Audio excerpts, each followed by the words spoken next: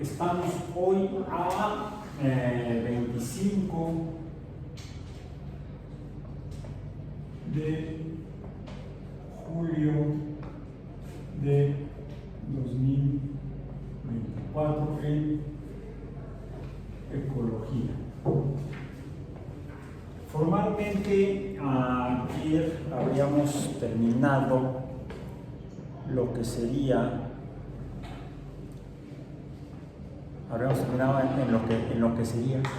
en lo que sería, no, ya, loco ya estoy. La primera parte del curso de la UEA de ecología, en el primer tema que es, me equivoqué, estoy viendo teoría de conjuntos, no, eso es de biomatemáticas.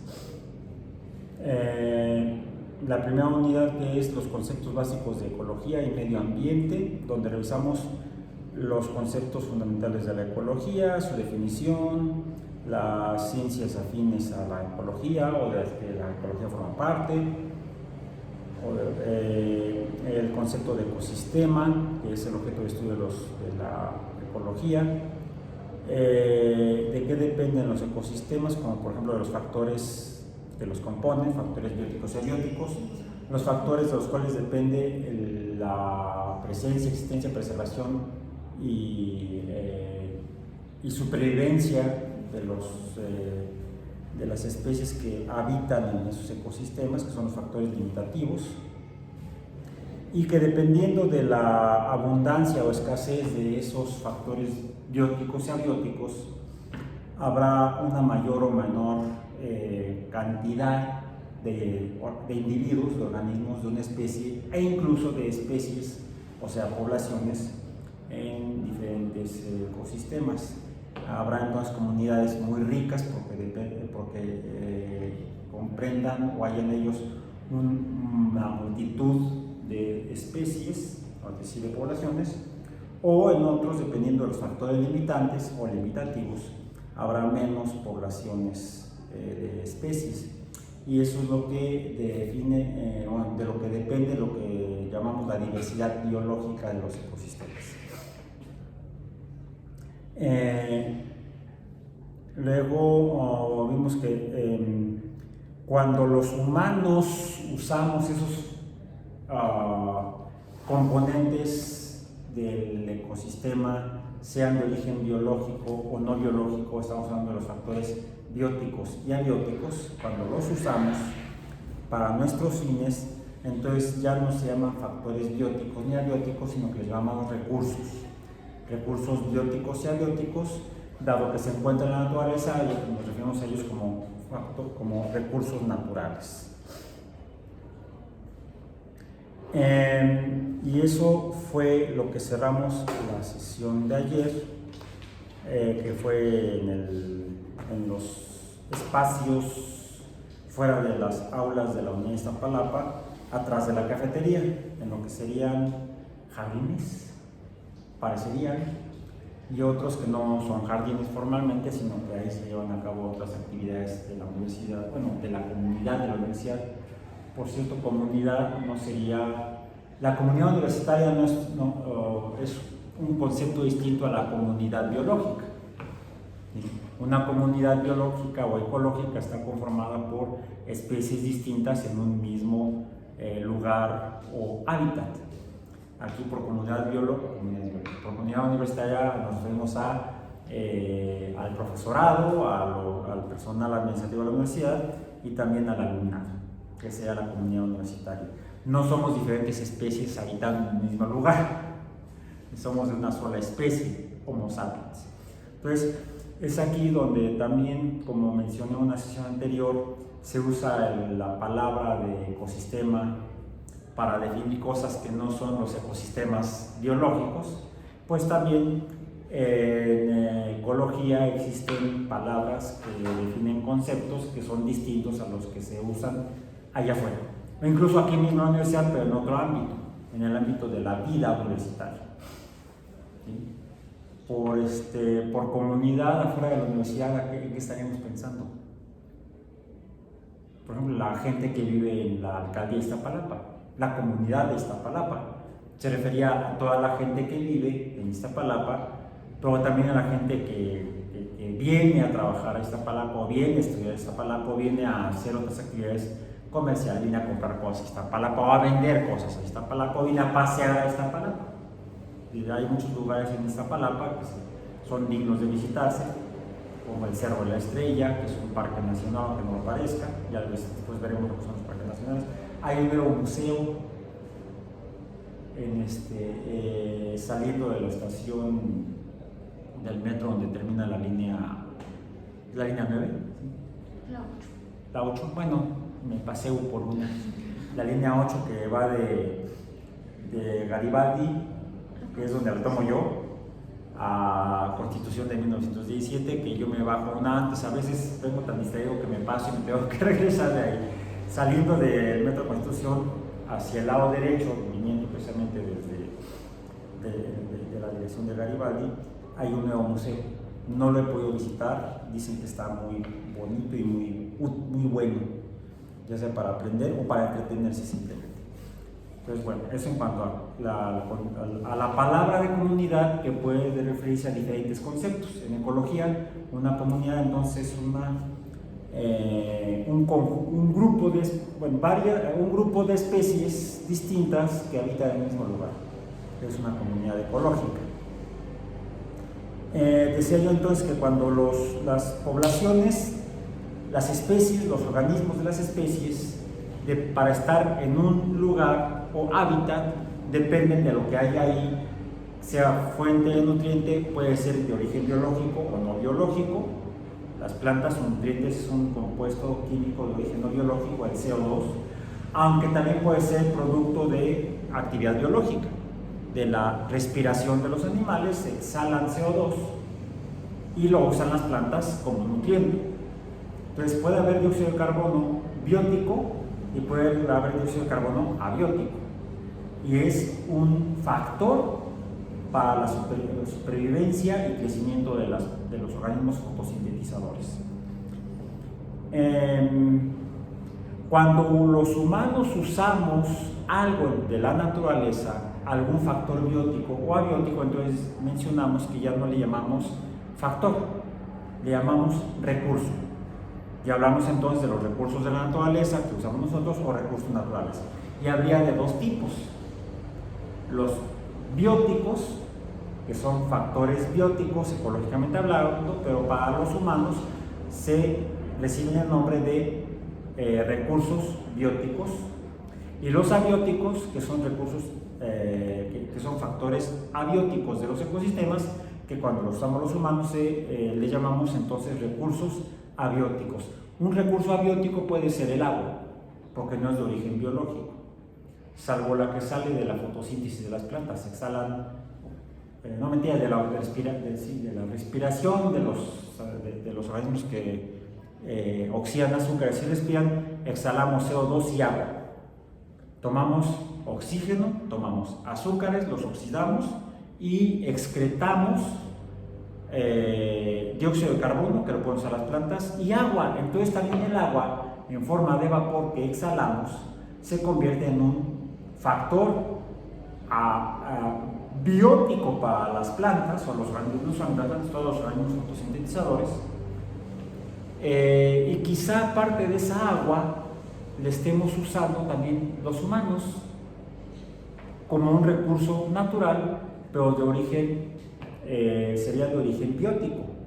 El agua que ya estaba en la Tierra cuando se formó la Tierra, y a través de los diferentes procesos que dieron lugar a la formación del planeta Tierra, ahí se agregó agua, se incluyó agua, y fue lo que dio origen al agua de los océanos, al agua sólida de los glaciares, o al agua líquida de los océanos, al agua que precipita en las lluvias, o al agua que existe en forma de vapor en la atmósfera. Esa es de origen abiótico. Entonces, esa agua sería agua que sería un recurso abiótico.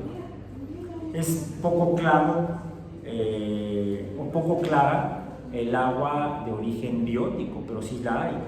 Si consideramos que los organismos que respiran tendrán más de 3.000 millones de años en la Tierra, algo de agua deben haber aportado a la biosfera. Entonces es un poco nebuloso el concepto del agua como factor biótico o abiótico y como recurso biótico o abiótico en la Tierra.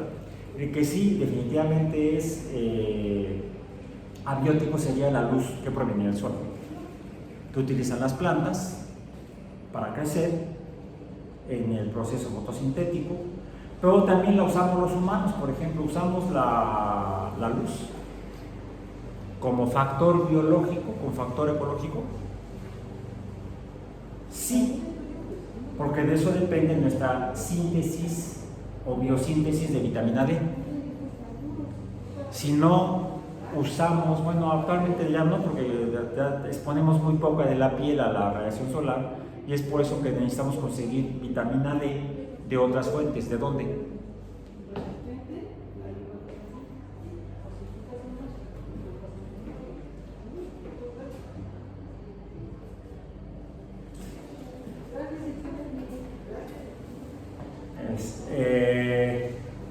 De la leche que tomamos, y que es por eso es necesario seguir tomando leche a lo largo de la vida adulta, salvo que alguien tenga un problema de tipo de intolerancia a alguno de los componentes de la leche, típico. Bueno, en algunos grupos humanos, después de pasar de la infancia, dejan de digerir la lactosa y entonces les genera problemas de salud.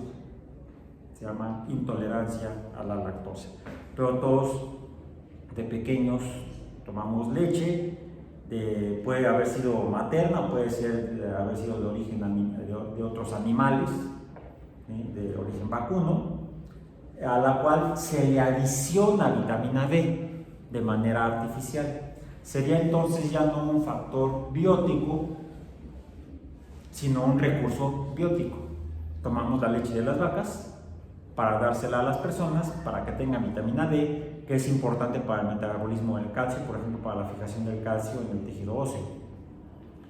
La ingesta o la producción deficiente de vitamina D puede dar lugar a problemas en el desarrollo del esqueleto en los humanos. Entonces necesitamos tomar como recurso natural vitamina D de algún lado. Ya no es un factor biótico, sino como un recurso biótico. O incluso podría ser sintetizada artificialmente en un laboratorio farmacéutico. Y entonces será un recurso abiótico, porque es artificial. Lo abiótico es lo artificial en el caso de los recursos de los humanos, los recursos que usamos los humanos, pero ya no serían recursos totalmente naturales, aunque toda la materia prima que tomamos, le llamamos así con lo que hacemos cosas y transformamos para hacer cosas, la tomamos de la naturaleza, toda. ¿Bien? Todo lo que hacemos proviene de la naturaleza, aunque lo transformemos, entonces le demos un carácter artificial. Eso entonces nos lleva a la segunda parte de nuestro curso, que es la caracterización de los recursos naturales.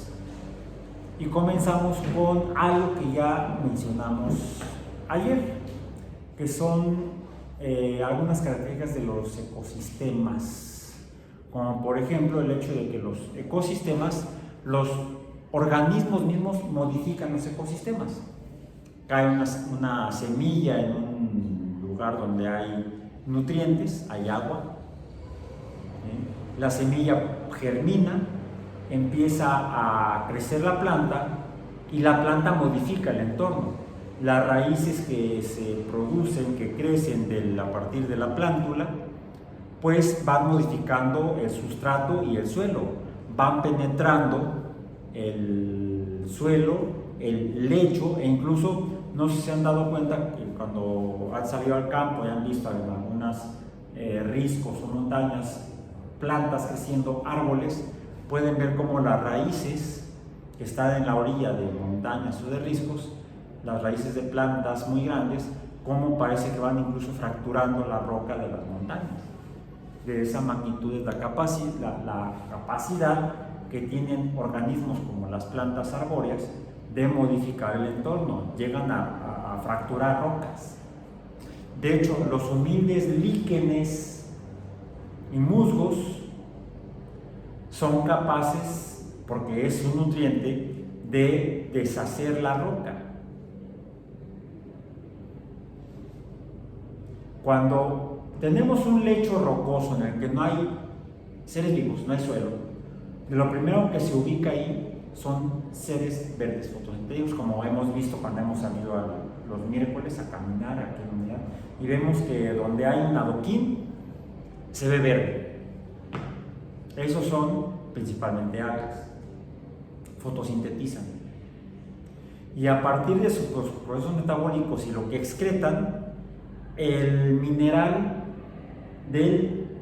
puede ser del adoquín artificial o de la roca natural, se va modificando, se va literalmente disolviendo, se llama lixiviación en química el proceso. Los minerales, los metales, por ejemplo, se disuelven en agua siempre que esta agua adquiera propiedades ácidas. Esos ácidos pueden ser producto del metabolismo de los organismos que sobre esa roca se ubican.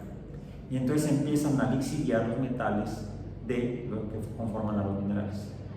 Van modificando el sustrato rocoso y van formando suelo.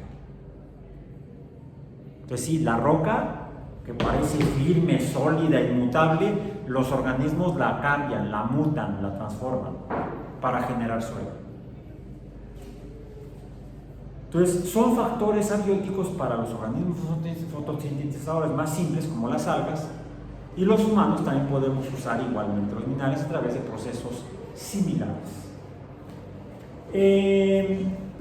Las características, entonces los organismos modifican el entorno de manera natural. Los humanos, ayer lo mencionamos, cuando modificamos el entorno para usar los recursos, dijimos que no lo modificamos, lo perturbamos. Cuando entonces pasamos de una forma de vida, digamos, muy ligada a la naturaleza antes de desarrollar tecnología. Un fragmento de una de las clases que grabamos, o que estamos grabando, o estoy grabando, la clase completa la subo a YouTube, la grabación de la sesión, y algunos fragmentos que me parecen interesantes los comparto, los convierto en clips, en cortos, en recortes que comparto a través del mismo YouTube o en TikTok o en Instagram, incluso está en Facebook. Y en algunas ocasiones hay quien hace comentarios, hay quien le pone corazoncito, pulgar arriba, lo que sea. Y en uno de estos me hicieron un comentario donde me preguntaba si algo así como que, no exactamente la pregunta, pero tenía que ver con cuándo comenzamos a modificar o perturbar el entorno, en qué momento no perturbamos el entorno, algo así era la pregunta, la inquietud. Y comenté que, bueno, no perturbamos los ecosistemas en los que los humanos vivimos desde hace 300.000 años, más o menos, cuando nos formamos por mutaciones en el proceso evolutivo en el este de África, el Homo sapiens. No perturbamos el entorno mientras no desarrollamos tecnología suficiente para modificar significativamente el entorno. Cuando simplemente usábamos lo que había ahí para sobrevivir, solamente lo modificábamos, íbamos por el camino. Ayer surgió ahí incluso el concepto de que excretamos desechos de los nutrientes y los íbamos regando por el este de África. De ahí emigramos hacia el océano, hacia la costa del Océano Índico, e incluso llegamos hasta Australia. Otros de nuestros colegas se fueron hacia el norte, llegaron a Europa. Otros se fueron hacia el noreste, hacia lo que sería Siberia.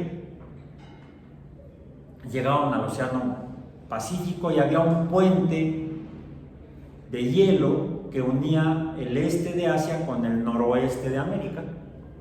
Y entonces algunos de nuestros amigos por ahí migraron y poblaron todo el continente que ahora llamamos América. Y cubrimos el planeta de humanos. Mientras hicimos eso hasta hace unos 30.000 años, No perturbábamos el ambiente, solamente lo modificábamos. Aun cuando fuéramos recolectando lo que fuéramos a comer, fuéramos recogiendo lo que dejaban los depredadores, éramos carroñeros, éramos recolectores carroñeros, no cazadores. Quizá ya cuando llegamos al este de Asia, al este de Asia y al noroeste de América, llegamos persiguiendo algunas especies animales a las cuales sí ya tratábamos de atrapar para comer. Ya quizás nos habríamos convertido en cazadores y habríamos desarrollado alguna primera tecnología para la cacería, algunas armas para la cacería. De hecho, esas las conocemos desde hace 3,5 millones de años, que algunos ancestros nuestros, como Lucy, ya elaboraban herramientas muy simples modificando rocas. Pero el cambio o el impacto en el entorno era pequeño, no podríamos ni siquiera llamarle perturbación, sino simplemente modificación, porque los humanos o los homínidos o los australopitecinos no fueron los primeros organismos en elaborar herramientas en la Tierra. ¿Alguna otra especie o organismo que siga elaborando herramientas como los humanos?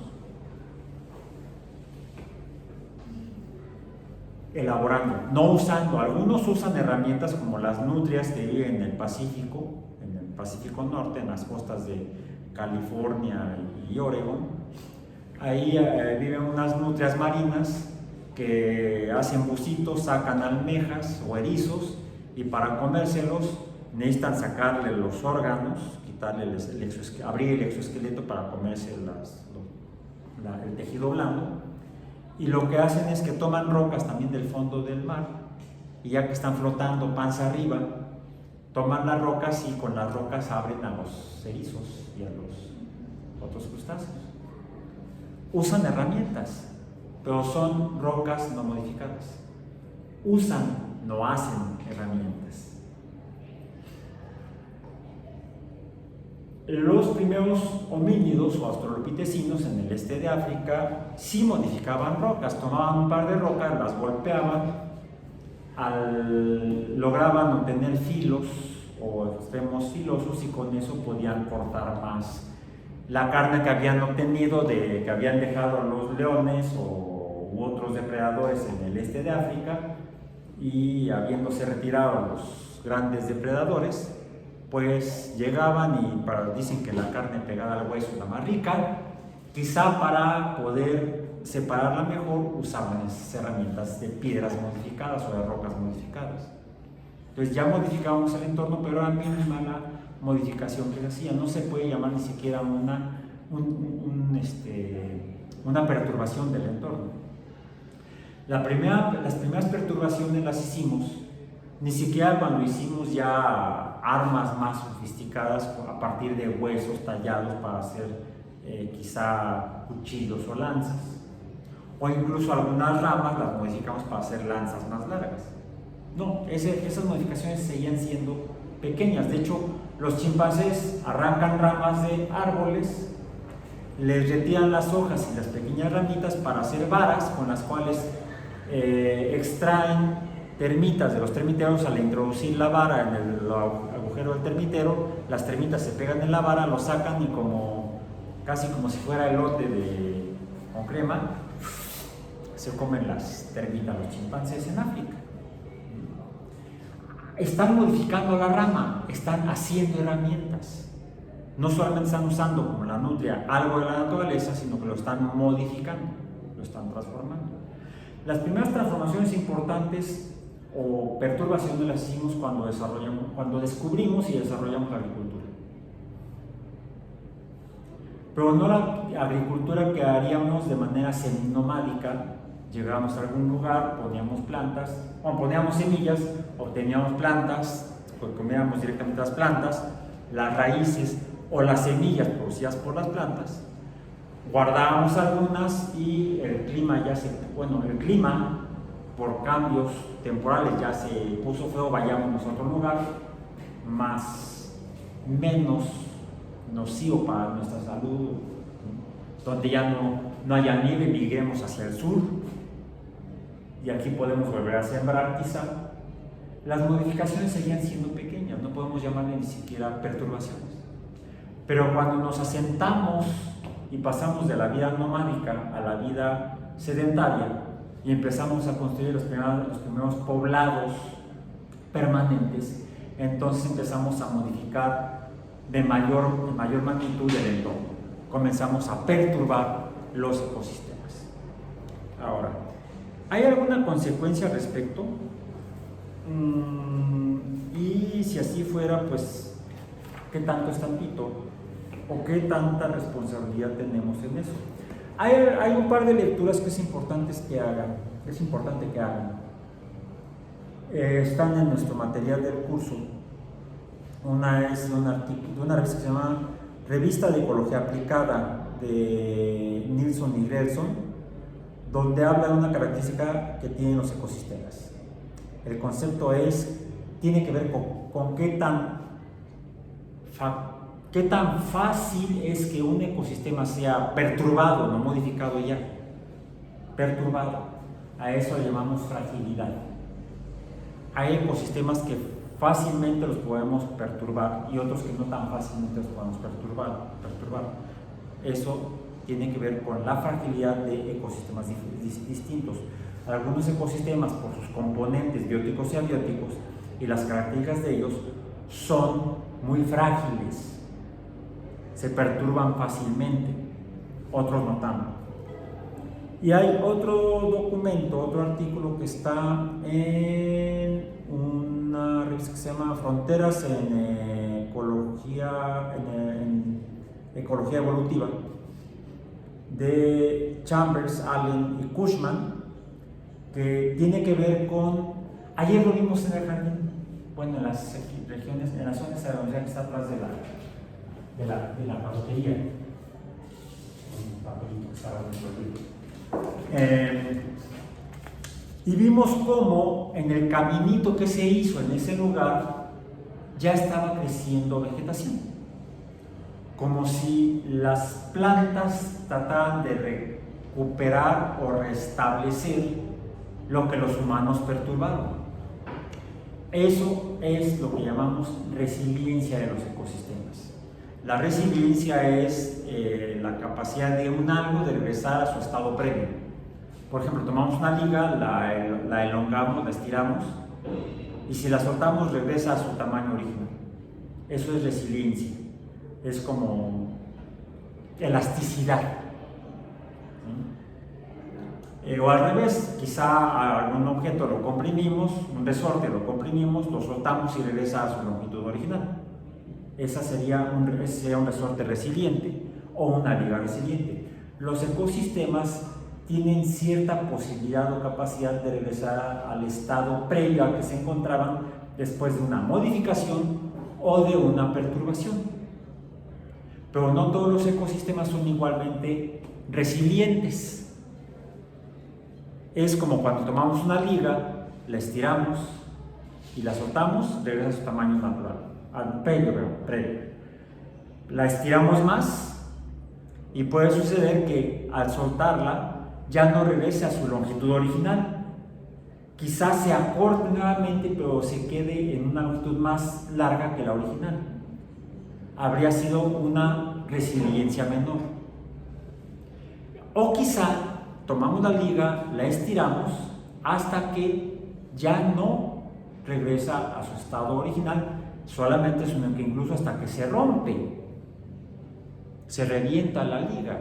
Ahí estaremos hablando de un punto crítico en el cual el sistema ya no es lo que en termodinámica llamamos reversible.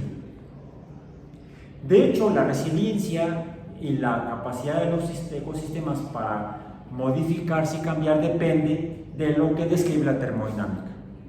Es por eso que es en el documento que está disponible y que los compartí en el sitio web y en el CITI, el de recursos naturales, comenzamos en ese documento con los 4 principios de la termodinámica.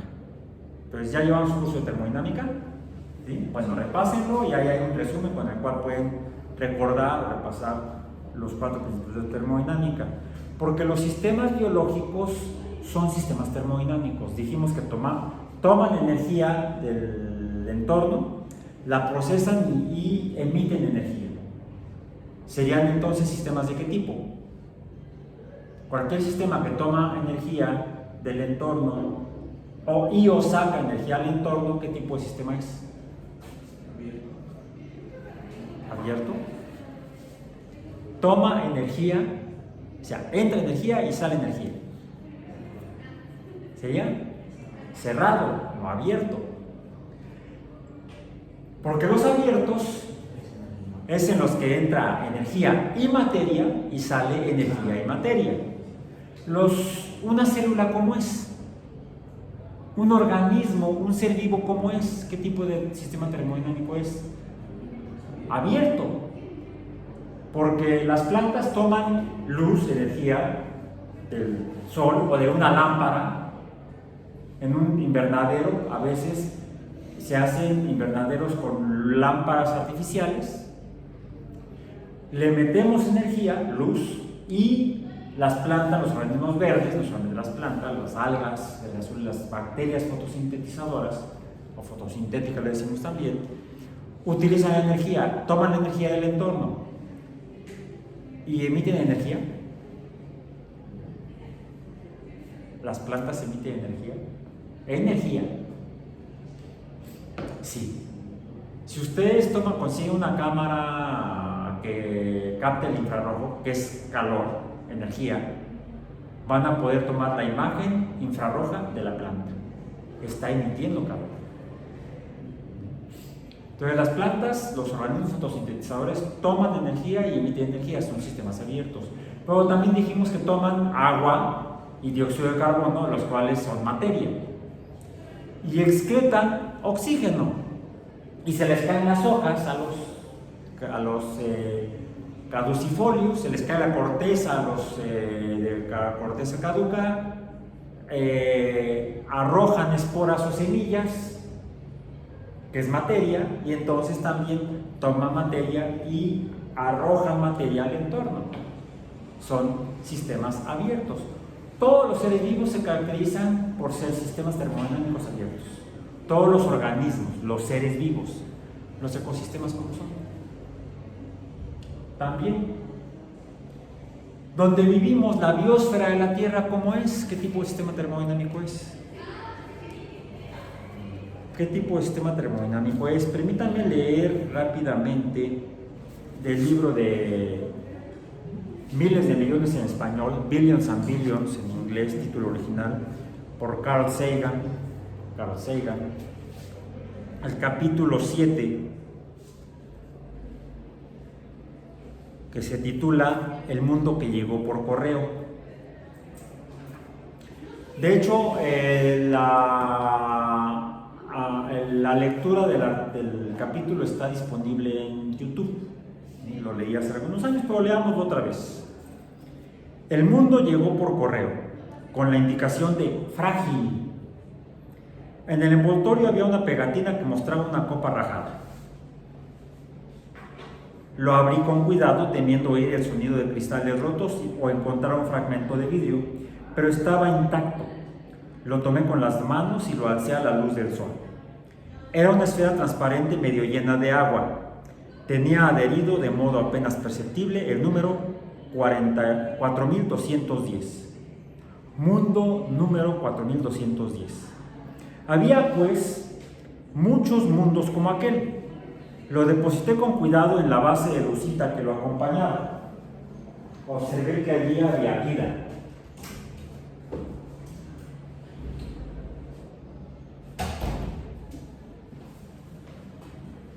Ramas entrecruzadas, algunas cubiertas con filamentos de algas verdes y 6 u 8 pequeños animales, casi todos de color rosado, retosando, o así me lo parecía, entre las ramas. Había además centenares de otros seres, tan abundantes que en aquella agua como los peces en los océanos de la tierra. Pero se trataba de microbios, todos demasiado pequeños para distinguirlos a simple vista. Los animales rosados eran sin duda crustáceos de alguna variedad común. Llamaban la atención de inmediato porque se mostraban muy atareados. Unos pocos se habían posado en las ramas y avanzaban con sus 10 patas, agitando muchos otros apéndices. Uno consagraba toda su atención y un considerable número de extremidades a comer un filamento verde. Entre las ramas envueltas por algas como el musgo negro que cubre los árboles en Georgia y el norte de Florida, se movían otros crustáceos como si tuvieran citas urgentes a las que acudir. A veces, cuando pasaban de un entorno a otro, cambiaban de color. Uno era pálido, casi transparente, otro anaranjado y parecía mostrar un tímido sonrojo. Como es natural, en algunos aspectos diferían de nosotros. Sus esqueletos eran externos, podían respirar en el agua y, cosa sorprendente, cerca de la boca tenían una especie de ano. Se preocupaban mucho, sin embargo, de su aspecto y su limpieza, a la que se aplicaban con un par de pinzas provistas de cerdas semejantes a cepillos. De vez en cuando, alguno se restregaba a conciencia. Pero en otros aspectos saltaba a la vista que eran como nosotros. Poseían un cerebro, un corazón, sangre y ojos. El modo en que agitaban sus apéndices natatorios para impulsarse por el agua revelaba un claro propósito. Al llegar a su destino, tomaban los filamentos de las algas con la precisión, la delicadeza y la diligencia de un verdadero gourmet. Dos de ellos, más osados que los demás, vagaban por el océano de aquel mundo, nadando muy por encima de las algas mientras observaban lánguidamente su feudo. Al cabo de poco tiempo ya podía identificar a cada individuo. Un crustáceo comenzó a mudar y se despojó del viejo esqueleto para dejar paso a uno nuevo. Después, aquella cosa transparente similar a un sudario quedó colgada rígidamente de una rama mientras su antiguo ocupante reanudaba activamente la actividad con un caparazón nuevo y pulido. A otro le faltaba una pata, producto de un combate de garras contra garras, quizá por el afecto de una espléndida belleza virgen. Desde ciertos ángulos, la parte superior del agua actuaba como un espejo y un crustáceo veía su propio reflejo. ¿Sería capaz de reconocerse? Lo más probable es que viese un crustáceo más. Desde otros ángulos, el grosor del cristal curvo los agrandaba, lo que permitía distinguir cómo eran realmente. Advertí, por ejemplo, que tenían bigotes. Dos de ellos subieron a la superficie e, incapaces de romper la tensión de esta, rebotaban. Luego, enhiestos y un poco sorprendidos, imagino, se dejaron caer con suavidad hacia el fondo, entrecruzando despreocupadamente las extremidades, o así parecía, como si la hazaña fuese rutinaria y no mereciera la pena hablar de ello imperturbables. Me figuraba que si yo era capaz de ver claramente un crustáceo a través del cristal curvo, él también podría verme a mí, o al menos distinguir el gran disco negro con una corona parda y verde de mi ojo. En ocasiones, cuando observaba a alguno agitarse entre las algas, era como si se detuviera y se volviese para mirarme. Habíamos establecido un contacto visual. Me preguntaba qué creería estar viendo. Al cabo de 1 o 2 días de permanecer sumido en mi trabajo, desperté y eché una mirada al mundo de cristal.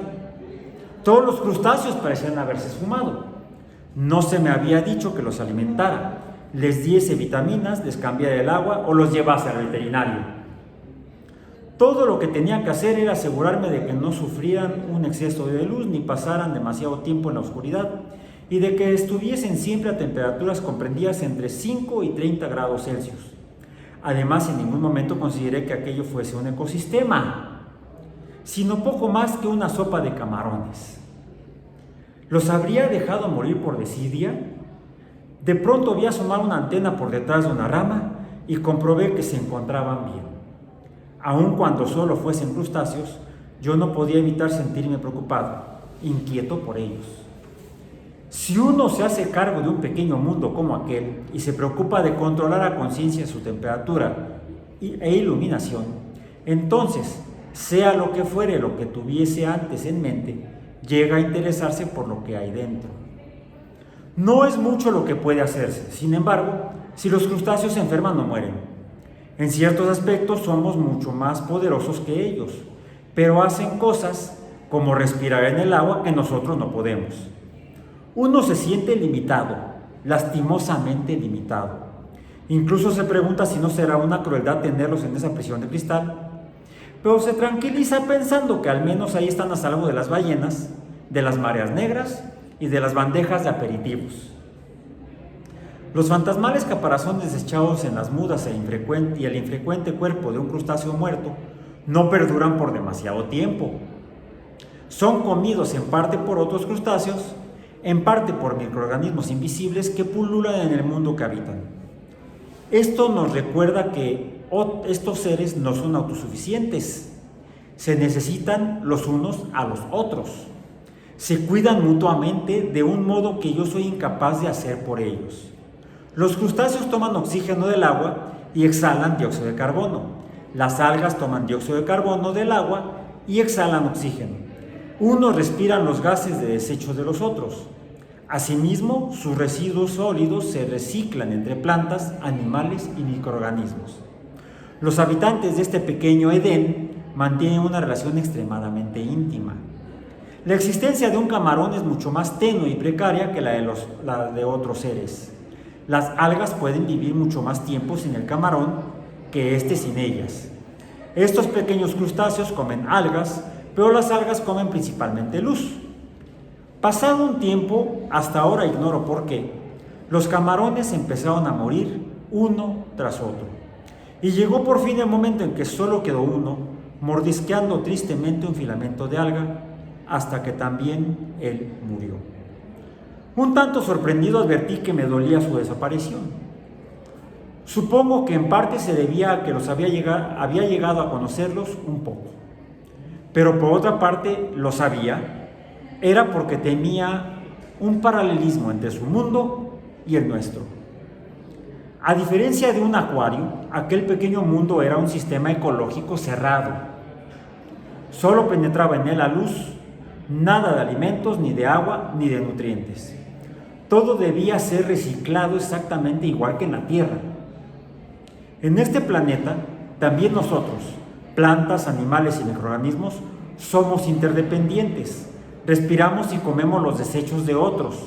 Del mismo modo, la vida en nuestro mundo está impulsada por la luz. Esa luz solar que atraviesa el aire transparente es recogida por las plantas y les proporciona la energía para, combinando el dióxido de carbono y el agua, producir hidratos de carbono y otras sustancias alimenticias que a su vez constituyen la dieta de los animales. Nuestro gran mundo es muy semejante a aquel en miniatura.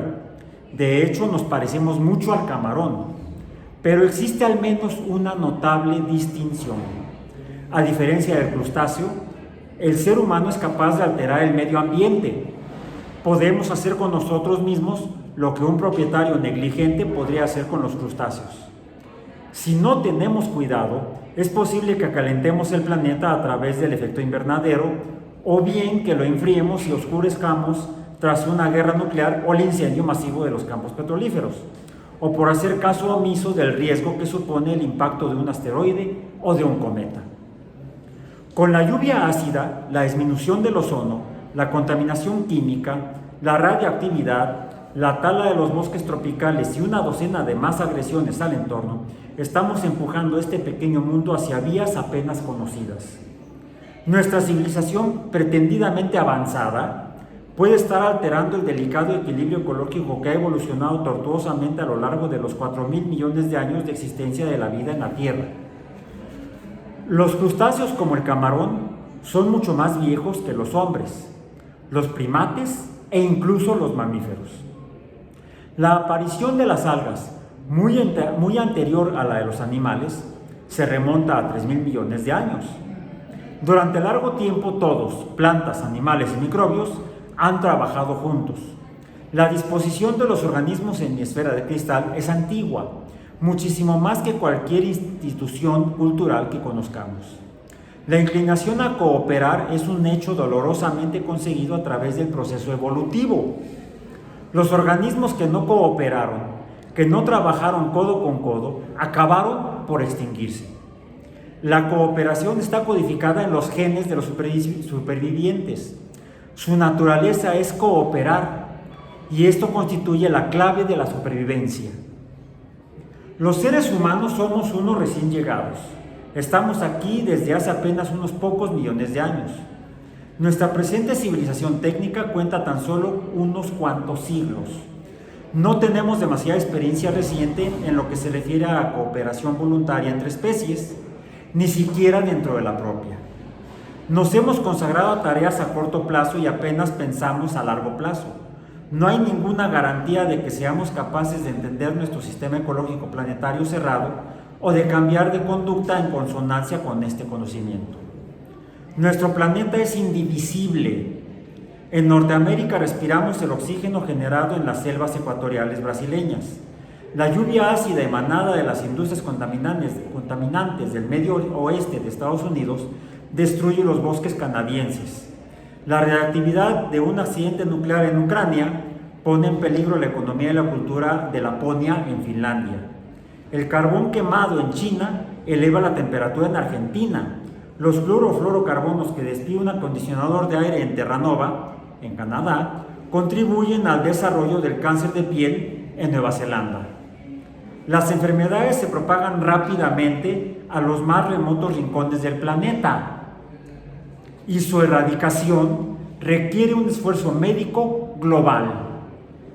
Por último, la guerra nuclear y el impacto de un asteroide suponen un peligro no desdeñable para todos. Nos guste o no, los seres humanos estamos ligados a nuestros semejantes y a las plantas y animales de todo el mundo. Nuestras vidas están entrelazadas.